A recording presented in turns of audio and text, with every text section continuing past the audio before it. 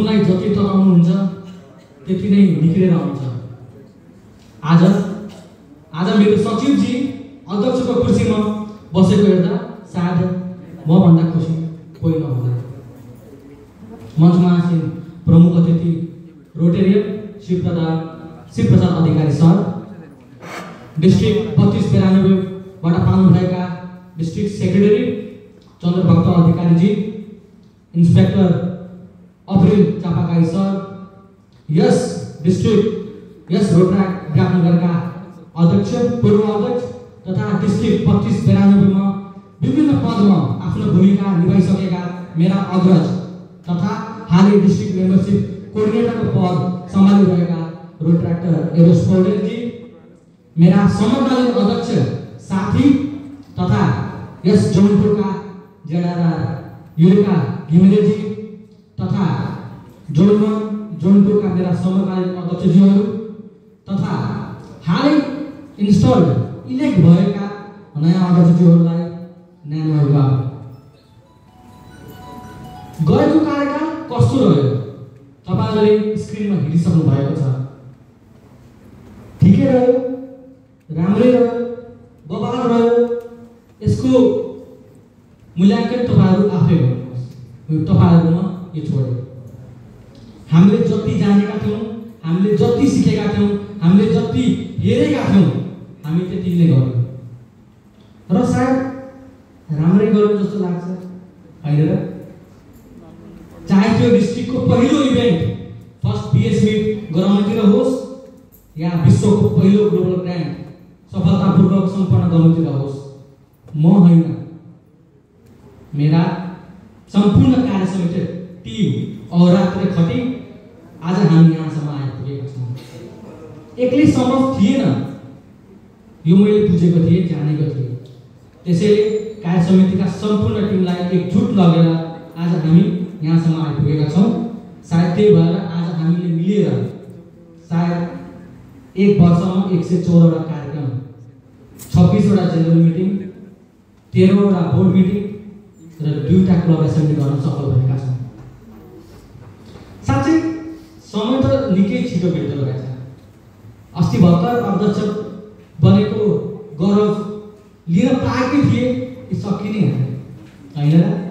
अस्ति भर्खर मेरा निवर्तमान अध्यक्ष सजल सुवेदीजी मलाई खादा माला कलर पडाएर सम्मान गर्दै रहेको क्षण मलाई याद छ र आज त्यो खादा माला र कलर मैले मेरो सचिवजीलाई ओडाउन पाउँदा म निकै खुसी छु।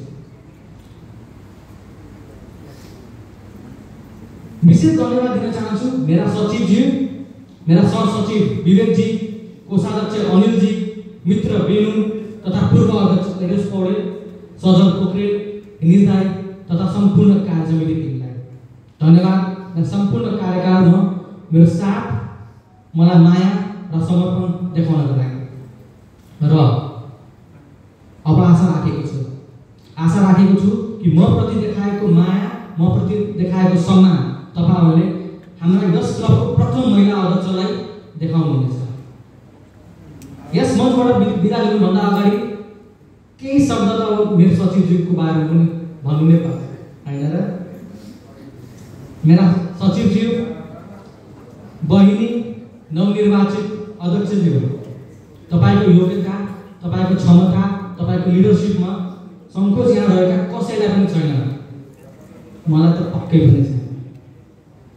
भनिन्छ आफूले संरक्षण गरेको रूपलाई आफैले संरक्षण गर्नुपर्छ र एउटा संरक्षकको भूमिका म राम्रोसँग निभाउने छु। ढुक्क बस्नुहोस्। कार्यकालको दौरान हर वक्त मलाई सँगै पाउनुहुनेछ अहोरात्र। जसरी दिन दिउँसो राति नहेरिकन मलाई कार्यक्रममा सघाउनु भयो, त्यसरी नै अब पालो मेरो रहेको छ। एक फोनमा तपाईको लागि जहिले उपस्थित रहनेछ। यो यसै मञ्चबाट तपाईलाई बाचा पनि गर्न चाहन्छु। अरु कुरा त त्यस्तै हो।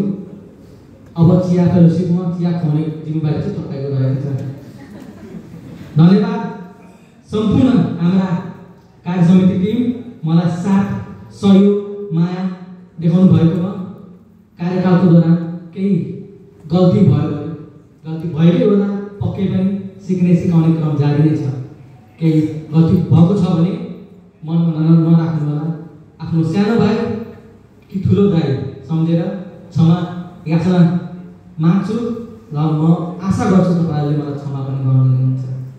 यति भन्दै अबको पालो मलाई कार्य समितिको द्वारा सघाउनु भएका सम्पूर्ण, यसपालि चाहिँ हामीले केही विशेष गरौँ भनेर सोचेका थियौँ।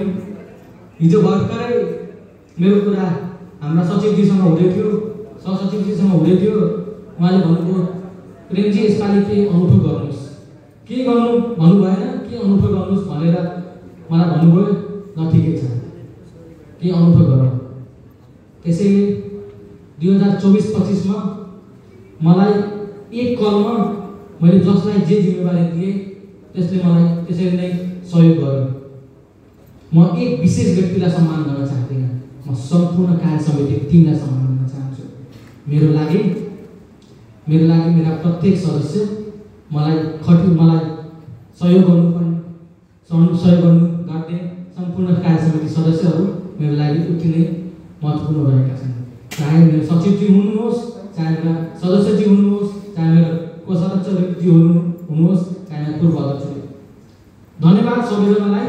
अबको पालो चाहिँ सम्मान पत्र दिने रहेको छ र यो सम्मान पत्र म दिने छैन, तपाईँहरूले आफैलाई सम्मान गर्नु होला। किनकि एकचोटि तपाईँहरूले आफ्नो लागि ताली बजाइदिनु होला, किनकि तपाईँहरूको कारणले आज तपाईँहरूकै कारणले 114वटा कार्यक्रम गर्न हामी सफल भएका छौँ। तपाईँहरूकै कारणले हामीले 26वटा जेनरल मिटिङ गर्न सफल भएका छौँ र फेलोसिप त कति गऱ्यो हामीले जोडिन्छ पक्कै पनि।